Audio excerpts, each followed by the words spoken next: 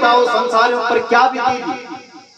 आप जैसे महात्मा नारद जैसे महात्मा उदास घूमेंगे, परेशान घूमेंगे, तो संसारों पर क्या बीतेगी। व्यक्ति जब बीमार होता है तो किसके पास जाता है, बोलो, डॉक्टर के पास। और डॉक्टर के पास तुम गए और डॉक्टर साहब बोले मैं तो खुद ही परेशान हूं, खुद ही बीमार हूं, बताओ मरीज पर क्या बीतेगी। उसी प्रकार नारद जी संत ब्राह्मण ही उदास बैठेंगे तो बताओ संसारों पर क्या बीतेगी। इसलिए तुम्हें उदास नहीं होना चाहिए। नोचितम बदकार नोचितम, चिंता को छोड़ो और मुझे बताओ क्या कारण। तब वह नारद अपने बड़े भाइयों को प्रणाम करने लगा, सनकादिक ऋषियों को, और कहने लगा गुरुदेव मैं इस संसार में घूम रहा था भगवान की कथा सुनने के लिए, सत्संग के लिए, और मैंने सारा भारतवर्ष छान करके मार दिया, मुझे कहीं कथा नहीं मिली भगवान के सुनने के लिए। नारद कह रहा है। ऋषियों ने कहा भारतवर्ष में कथा नहीं मिली, ओहो लगता है दिल्ली बम्बई गए ताकि नहीं बनी कथा। बोले नहीं नहीं महाराज मैं तो बड़े बड़े तीर्थों में गया। कौन कौन से, तो यहाँ तीर्थों के नाम लिखे, पुष्करम च प्रयागम च काशीं गोदावरीं तथा हरिक्षेत्रम कुरुक्षेत्रम श्रीरंगम सेतुबंधनम एवमादिषु तीर्थेषु भ्रममाणतस्तता। इन सारे तीर्थों में मैंने भ्रमण करके देख लिया, पर न पश्यम कुत्रचित् शर्मा मन संतोष कारकम, मेरे चित्त को शांति मुझे संतोष मिले ऐसा मैंने कोई जगह नहीं देखी। मैं सोची नारद बनाने लगे, हे मेरा भेजी, हे मेरे भाई लोगों, मैंने सोचा कि हो सकता है मुझे कथा संतों के पास मिले सुनने के लिए। तो जन्म में तो संतों का आश्रम पर गए, वहां क्या देखा, पाखंड निरता संता निरता सपरिग्रह। संत भी पाखंड हो रखा है, पापस्य खंडः स पाखंडः। जो बाहर से तो लंबी दाढ़ी वाला दिख रहा है लेकिन अंदर से है पाप का अंग। विरक्ता सा परिग्रह, जिसने अपना घर परिवार भाई भाई सखी सहेली सब छोड़ दिए, खारू लगते नहीं हुए, महात्मा बैंड और हरिद्वार में बुलाने की जो मेरो ये छोड़ सकते जब प्यार हुए रहे घर के छोड़ी या ना परिग्रह ही है। अच्छा जी, मैंने सोचा क्या करूं, कहां जाऊं। भाई लोगों सनकादिक को ऋषि से कह रहा है, परेशान हो गया। मैंने सोचा कि चलो संतों के घर में शांति नहीं लगता है, गृहस्थियों के घर में शांति होगी, वहां जाके देखता हूं। तो जैसी गृहस्थी के घर में गया वैसे क्या देखा, ध्यान से सुनो भागवत की कथा हो रही है। क्या देखा नारद, क्या देखा, नारद कह रहा है जैसी मैं गृहस्थी के घर में देखा गया तो वहां क्या देखा, तरुणी प्रभु तागे श्याल को बुद्धिदायका कन्या प्रेणो लोभा दंपति जकलकनम। जैसी मैं गृहस्थी के घर में पहुंचा वहां क्या देखा कि तरुणी प्रभुता है, जहां विवाह हुआ नहीं तहां देवी जी ने अपने पति के कान फूके नहीं। देखो जी, मैं अपने भाई माता पिता भाई बंधु सखी सहेली सब छोड़ कर क्या तुम भी छोटा चला देहरादून,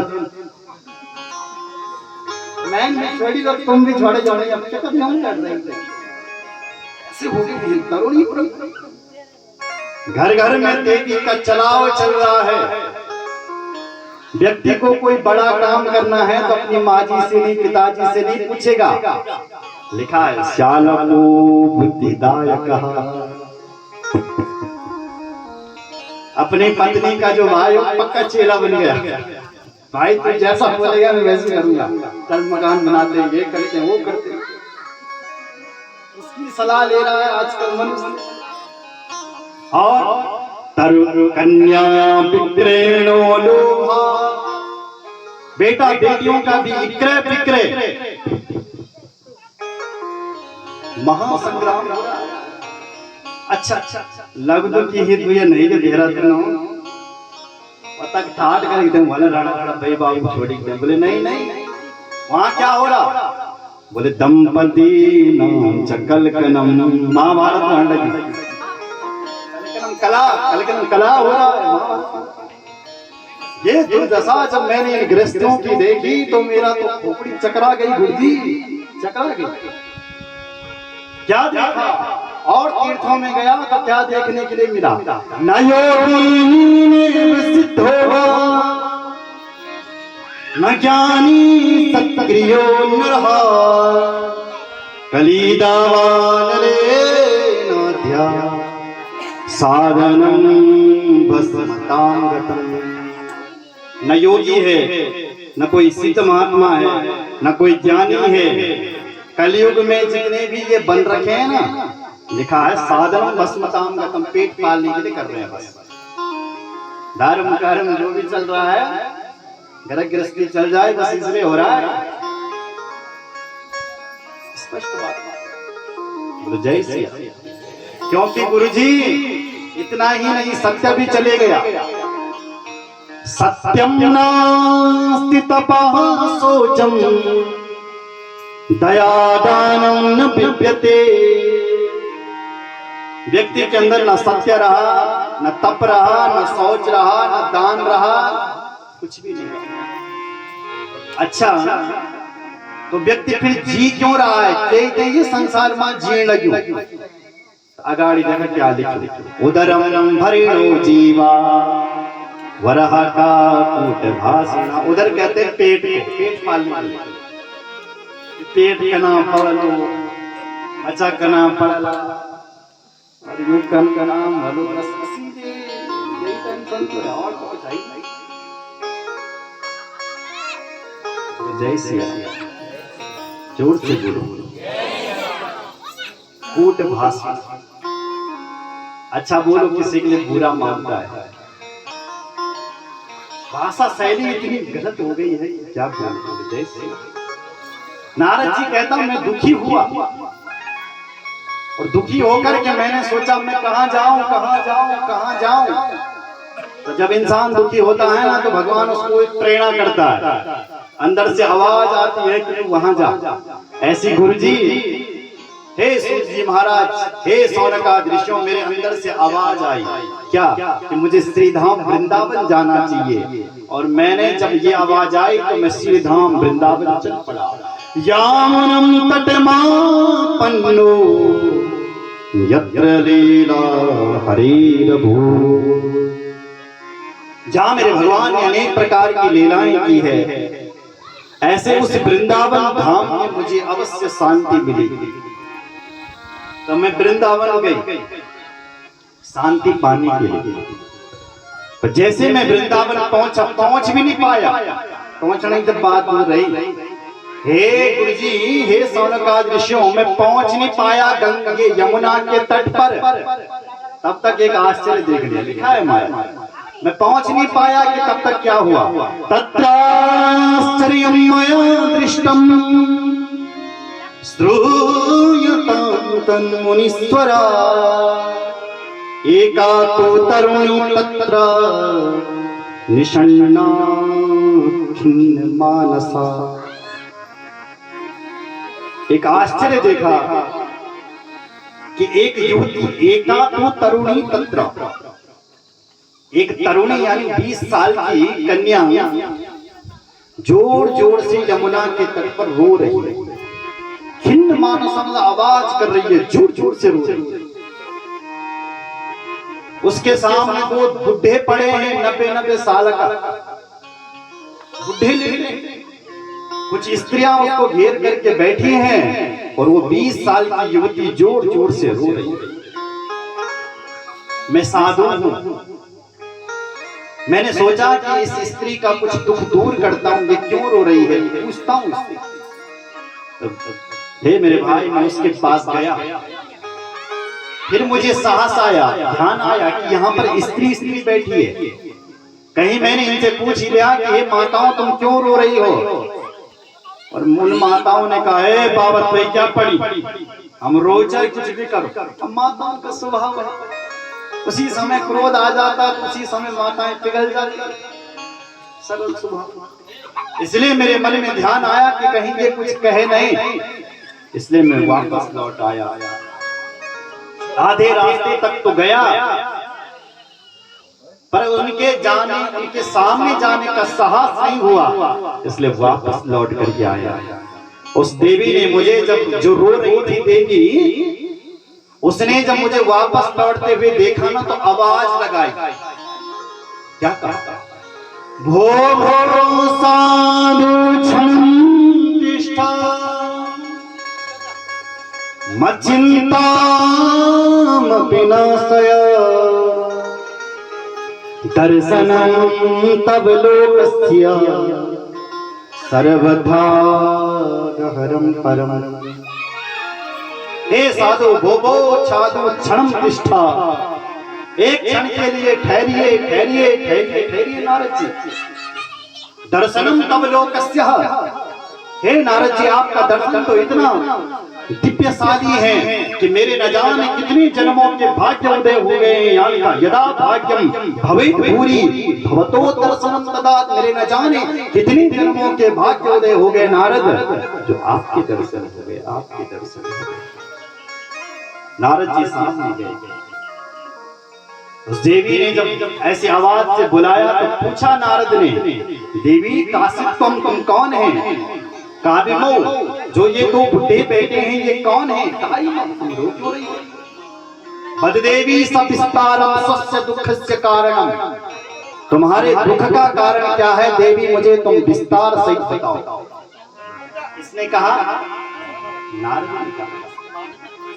तब जो रण थे न लगी देवियों, तब तीन बलि, जब नारद बलि की तो बात तपड़ बारे मां कुछ को तो केतु वर्ण। तब उस देवी ने अपना परिचय दिया, हाथ जोड़ के कहा, आम भक्ति दीक्षाता इमाम में तनयो मतो ज्ञान वैराग्य नामानो काल योगे नजर जरो। हे नारद जी, अहम भक्ति, मेरा नाम भक्ति है। और जो ही तू बुढ़िया गया कैसे 90 साल की, मेरे बच्चे, इनका नाम है ज्ञान और वैराग्य। ज्ञान वैराग्य नाम। नारद जी अपनी फटी फटी आंखों से देखते चले गए। क्या कहा, क्या कहा? बोले मेरे बच्चे हैं। बच्चे हैं? तुम तो 20 साल के, तुम्हारे ये बच्चे इतने बुढ़े कैसे होंगे? बोले महाराज, तब कहते काल योगे न जर्जरो, यही तो इस कलयुग का कारण है कि भक्ति तो जवान है लेकिन ज्ञान और वैराग्य बुढ़े हो गए। आजकल लोग अंदर भक्ति तो बहुत खूब नाचने लगे, हरे राम, लेकिन ज्ञान से शून्य और वैराग्य से भी वही हाल है। ज्ञान वैराग्य बूढ़े हैं, भक्ति जवान है। नारद जी कहते तुम्हारी हालत ऐसी कैसी हुई? बोले महाराज, मैं अपना जीवन परिचय देता हूँ आपको, सुनो। उत्पन्ना द्रविड़ेशाहं वृद्धं करणाटके गता क्वचित् क्वचिन् महाराष्ट्रे गुरुजरी जीर्णतां गता। महाराज, महाराष्ट्र में पली बड़ी हुई, कहीं मेरा जन्म हुआ, कहीं मैं पाखंडियों से खंडित होकर के भागी, और जैसे इस वृंदावन धाम में पहुंची, जाता हूं तरुण। इस वृंदावन धाम में आकर के मैं तरुणी हो गई, 20 साल की युवती हो गई, और मेरे बच्चे भी मेरे साथ थे, वो यहाँ आकर के बूढ़े हो गए। वृंदावन पुनः प्राप्य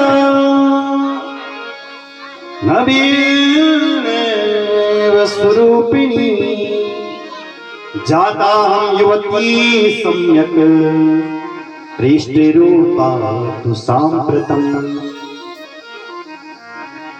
वृंदावन में आकर के मैं तो तरुणी, मेरे बच्चे बूढ़े। और स्पष्ट कह दिया नारद जी, मेरे बच्चों की यदि यही हालत रही ना तो इदं स्थानम परित्यज्य विदेशं गम्यते मया। अगर मेरे बच्चों की यही हालत रही तो मैं भी विदेश चले जाऊंगा। क्या नहीं? नारद जी ने हाथ जोड़े, मां आप ऐसा कदापि। आजकल सब लोग विदेश ना पहले गाँव छोड़ी बड़ी शहर में बस शहर वाला स्वप्न में कभी बसू दिल्ली वाले कब जाऊंगा। सब विदेश की ओर चल रहे हैं और भक्ति भी यदि विदेश को चले गई तो मुझे लगता है कि ये जो धर्म कर्म जो दिखण क्या लगी, नारद जी कह रहे हैं ये भी विदेश चले जाए, ये भी भस्म हो जाएगा। तेन लुप्त सदाचारो योग मार्गास्तपांसिचा। योग सदाचार जो दिख रहा है ये भी नहीं दिखेगा यदि भक्ति चले गई यहाँ से। इसलिए मां आप ऐसा कदा। मैं तो कहता हूं कि ये वृंदावन धन्य है जहां भक्ति माता नाच रही है, तरुणी हो रही है। वृंदावन वृंदावनस्य संयोगा पुनस्त्वं तरुणी नवा। धन्यं वृंदावनं तेन भक्तिरनिर्त्यते यत्र च। धन्य है ये ब्रजधाम, धन्य है ये ब्रज वसुंधरा जहां पर आज भी भक्ति मैया नाच रही है। भले ज्ञान वैराग्य नहीं है वहां, भक्ति खूब तो बुढ़िया भी नाचता। वृंदावन बूढ़े बूढ़े भी ठुमका लगाते। बोलो वृंदावन बिहारी लाल की जय। इसलिए वृंदावन धन्य है, वृंदावन।